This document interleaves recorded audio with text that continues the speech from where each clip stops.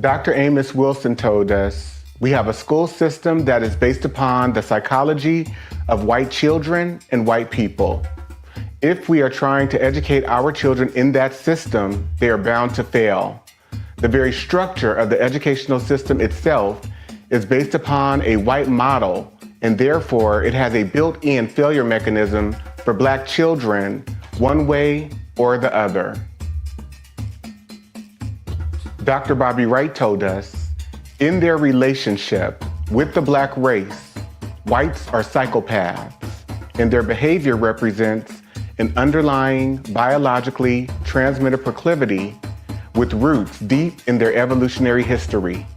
The psychopath is an individual who is constantly in conflict with other persons or groups. He is unable to experience guilt, is completely selfish and callous, and has a total disregard for the rights of others. One of the best methods that can be used to measure the psychopathic traits of the white race is observing and analyzing their universal overt behaviors and attitudes towards Black people. Psychopaths simply ignore the concept of right and wrong. By ignoring this trait in the white race, the lack of ethical and moral development, Blacks have made and are still making a tragic mistake in basing the worldwide Black liberation movement on moral suasion. It is pathological for Black people to keep attempting to use moral suasion on a people who have no morality, where race is the variable. Acclaimed author Dante King invites you to purchase his book, Diagnosing Whiteness and Anti-Blackness, by going to his website, www.danteking.com, or Amazon, Barnes & Noble, and any other major book retailer.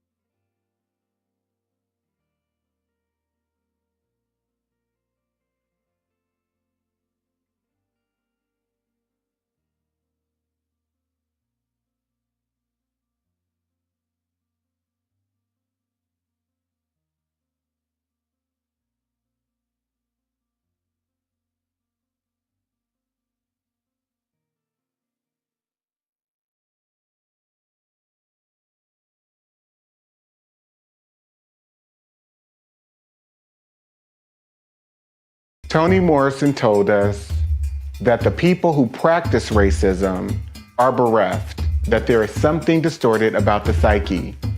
It's a huge waste, and it's a corruption and a distortion.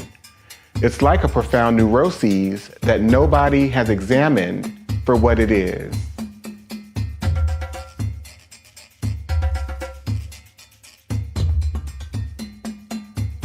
This quote is from Judge William Augustus Hall in a case that he presided over in 1855 concerning a 19-year-old black girl named Celia who was raped by her master, who she later murdered. Judge Hall told the jury, if Newsom was in the habit of having intercourse with the defendant, who was his slave, and went to her cabin on the night he was killed to have intercourse with her, or for any other purpose, and while he was standing in the floor talking to her, she struck him with a stick, which was a dangerous weapon, and knocked him down, and struck him again after he fell, and killed him by either blow, it is murder in the first degree. The Florida State Supreme Court in 1918 determined what has been said by some of our courts about an unchaste female being a comparatively rare exception is no doubt true where the population is composed largely of the Caucasian race. But we would blind ourselves to actual conditions if we adopted this rule where another race that is largely immoral constitutes an appreciable part of the population. Acclaimed author Dante King invites you to purchase his book, Diagnosing Whiteness and Anti-Blackness, by going to his website, www.danteking.com, or Amazon, Barnes & Noble, and any other major book retailer.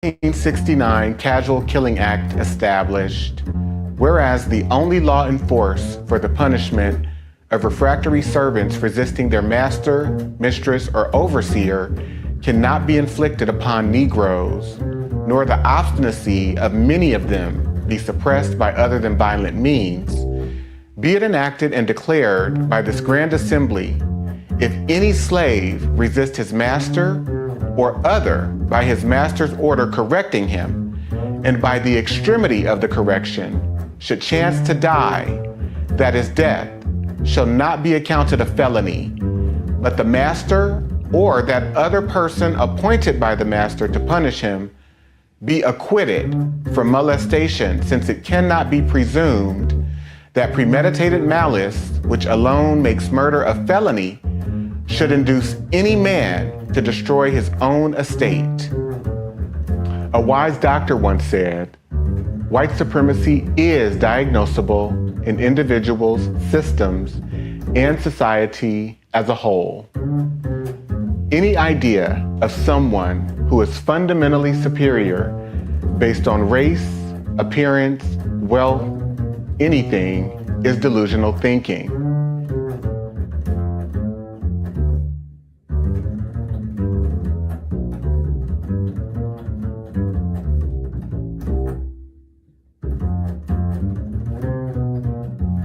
The Mississippi State Supreme Court determined in 1859 the crime of rape does not exist in this state between African slaves.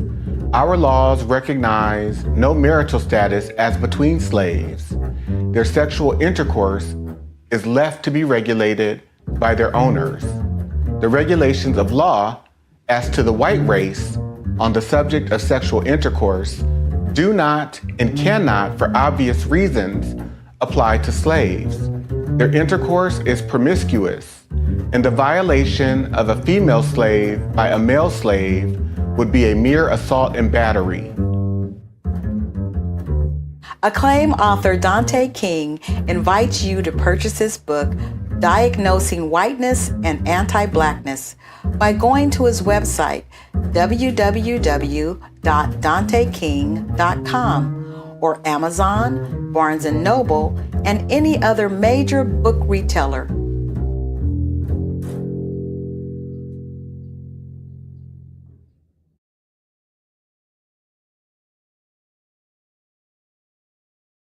The book surprised you the most? A whole book. The whole book. Because I thought that I knew a lot until I read that book and realized I didn't know anything. There was a lot to learn and a lot to still be discovered. I'm still processing it. I can see things now that I didn't see before. And it's all because of the book. I love that. Jules? So much of the book really opened my eyes to things. The Casual Killing Act, the legality of rape. And then one of the other parts was the housing covenants and the covenants that were allowed. And growing up in the Bay Area, St. Francis Wood, for instance, is a highly coveted place to want to live or want to strive to, right? I was a child and I'd passed through St. Francis Woods, and it was something that you feel could have been attainable. And then as you read Dante's book, you realize it's attainable for white people. It's not attainable for me. It's not attainable for you. Not in the way that you think you would be able to attain certain places and spaces. You are written out of that legally. Right. And Alicia? What really stands out to me is the 1850 Fugitive Slave Act, which describes so much of how white people operate in terms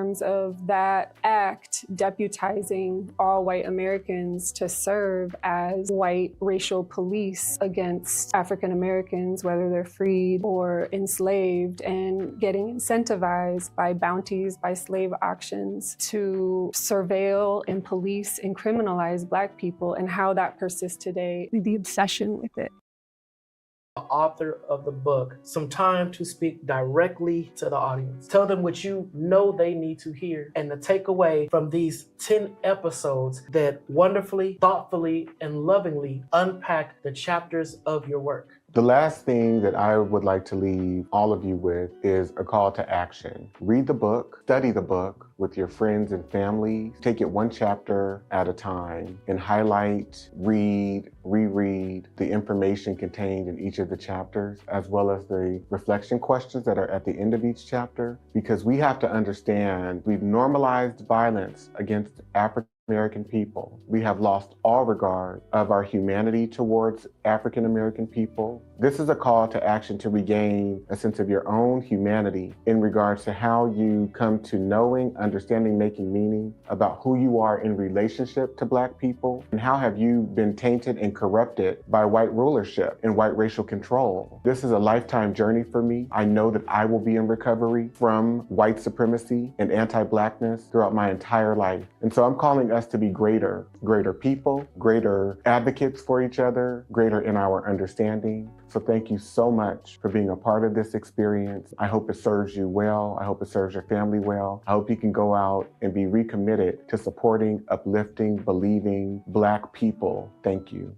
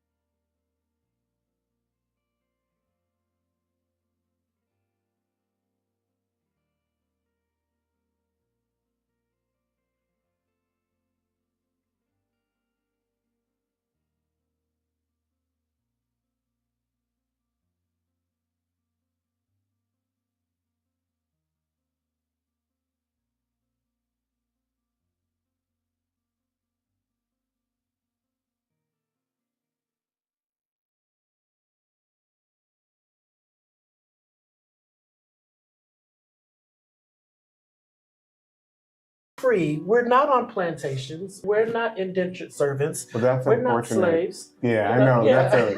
We are It's free. such an unfortunate mindset. Again, it's rooted in low standards too, because your starting point, as it pertains to Black people and freedom, is one where people are bound, shackled in chains, being subjected to rape and pedophilia, and stuck on agricultural plantations. And so we don't necessarily consider, for example, the public health institution or, my job at Google or my job as an attorney at this law firm. We don't consider these corporation plantations where white people have benefited for centuries, and yet we still are subjects of servitude in a system that's based on feudalism. So therefore we have developed false impressions, I guess I would say, and low standards and low expectations around how we define and deal with freedom. You to just really chime in from your perspective. How has this truly shifted your view of America?